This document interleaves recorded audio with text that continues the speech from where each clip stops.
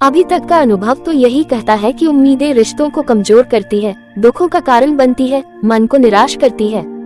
अब जब उम्मीदें आपकी है तो इनको कोई दूसरा कैसे पूरा कर सकता है, कैसे उनको समझ सकता है। ये उम्मीदें तो आपके गुण दोषों की ही छवि है, इनको केवल आप ही स्वयं के लिए पूरा कर सकते हैं। कोई दूसरा कैसे आपके अंदर की प्राथमिकताओं और जरूरतों को समझ सकता है। अब सवाल आता है कि उम्मीदों को कम कैसे किया जाए। सबसे पहले ये स्वीकार करो कि आप जो भी करते हो वो स्वयं के आनंद के लिए करते हो। इसलिए प्रेम भी अगर करो तो अपनी खुशी के लिए करो। प्रेम भी तब करो जब तुमको प्रेम देने में खुशी हो, न कि वापस मिलने की इच्छा से करो। जो प्रेम वापस मिलने की इच्छा से करोगे वो प्रेम नहीं होगा, व्यापार होगा। उम्मीदों को कम करने की कला सीखने के लिए मैंने एक सूत्र का प्रयोग किया जो आपके साथ शेयर करना चाहूंगी। मैं स्वयं भी बहुत ज्यादा उम्मीदें रखती थी रिश्तों में और बहुत समर्पित भाव से हर कर्म करती, पर ये सब मैं वापस मिलने की उम्मीद में ही करती थी और उसके बाद वापस निराशा ही हाथ आती। उसके बाद मैंने कुछ समय के लिए रिश्तों से थोड़ी दूरियां बनाई और अपने साथ एक रिश्ता बनाया, फिर अपने प्रेम और कर्तव्य को कुछ अनजान लोगों के साथ जोड़ा। मेरा मतलब मैं अपनी कुछ मित्रों से जुड़ी और उनके संपर्क में आए जिनको मेरे साथ की जरूरत थी। जब आप अनजान लोगों की मदद करते हैं तो आपको कोई उम्मीद नहीं होती, बल्कि केवल एक संतुष्टि होती है जो हर खुशी से ऊपर है। ऐसा करके मुझे समझ आया कि अब जो भी करना है अपनी संतुष्टि के लिए करना है, क्योंकि इससे बड़ी कोई खुशी नहीं।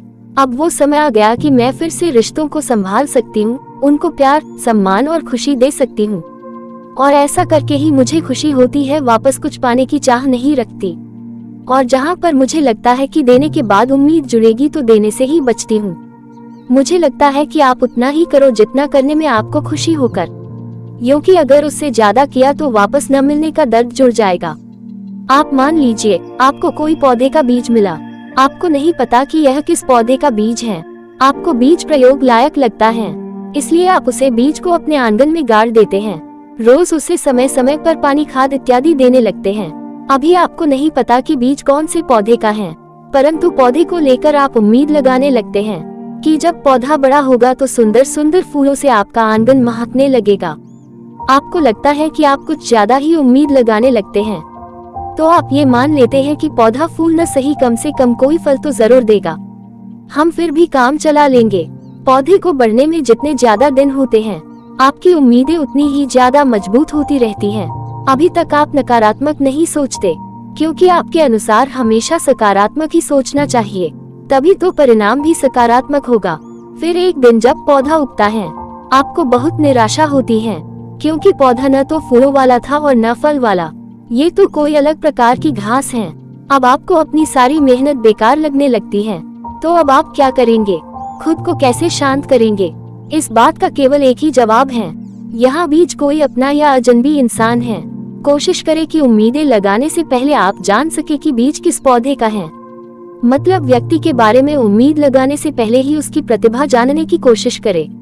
अगर आप इसे करने में असमर्थ हैं, तो व्यक्ति अर्थात बीज जिस भी प्रकार का पौधा दे, आप अपनी युक्ति से उसका कोई न कोई लाभदायक प्रयोग ढूंढें, क्योंकि जिस प्रकार सभी पौधा अलग अलग तरह से हमारे लिए लाभदायक ही होता है, बस हमें उसका ज्ञान नहीं होता। वैसे ही इंसान कोई भी हो, किसी न किसी तरह की प्रतिभा उसमें जरूर होती है, बस निराश होने के कारण हम उसकी प्रतिभा को ढूंढते नहीं, जिस कारण कोई व्यक्ति हमें पूर्ण न लायक लगने लगता है।